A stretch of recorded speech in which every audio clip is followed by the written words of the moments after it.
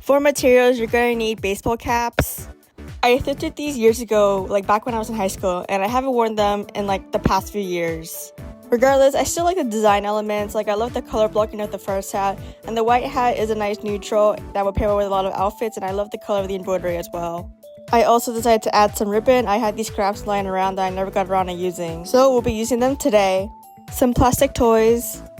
I wanted each hat to have their own little doll, and a hot glue gun to attach all the materials to the hat. First, I'm going to start mapping out where I want all the materials to be. This will serve as a guide for how I want the hat to look and ensuring that I have no regrets about the final end product. When you're satisfied with the mapping of your hat, then you can begin gluing. Personally, it made the most sense with me to start from the back of the brim with the ribbon and then make my way forward with my items. And after cutting off the excess ribbon, I just tucked the ends underneath my hat and glued it down, ensuring a seamless finish. As for attaching the doll and other figurines, I would suggest focusing on like the fabric of their clothes. If that doesn't work, you can also try gluing the back of their legs as well as their feet. Even though I only planned to initially glue down the fabric of the dress to the hat, I ended up doing all three methods, the fabric, the legs, and the feet, to ensure maximum security. So just play it ear by ear and figure out what's best for your figurine and hat. After finishing gluing the brim and bill, I decided to move on to the crown of the hat, starting with my ribbon.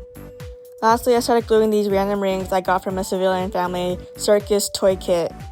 And then I basically did the same steps for my other hat.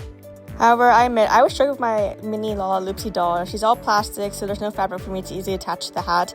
And not to mention, she has a particular shape that doesn't make it easy to attach to flat surfaces like the bill of my hat. This is where I started to panic about gluing her on, but I still wanted to make my vision come true, so this is how I did it in case you struggle like me. I ended up using the excess ribbon to make a little cushion for the doll. And thankfully, my impromptu plan worked. I was able to securely attach her to the hat. And make sure to glue down any spare spots so that way she could just sit flat on the hat and ensure that she doesn't fall off.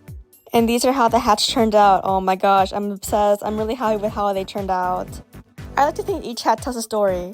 For instance, the girl on my hat is wearing her best summer dress at Palm Springs on vacation. However, she still works from home, so she has her laptop with her in case anything pops up. And my Lala Loopsy doll is a former princess who snuck away from her home to study magic. The unicycle I glued on is how she travels around. However, she likes to sit on my hat and observe the world from my eyes. Anyways, I hope you find this tutorial helpful. I hope to see more Decora caps in the future.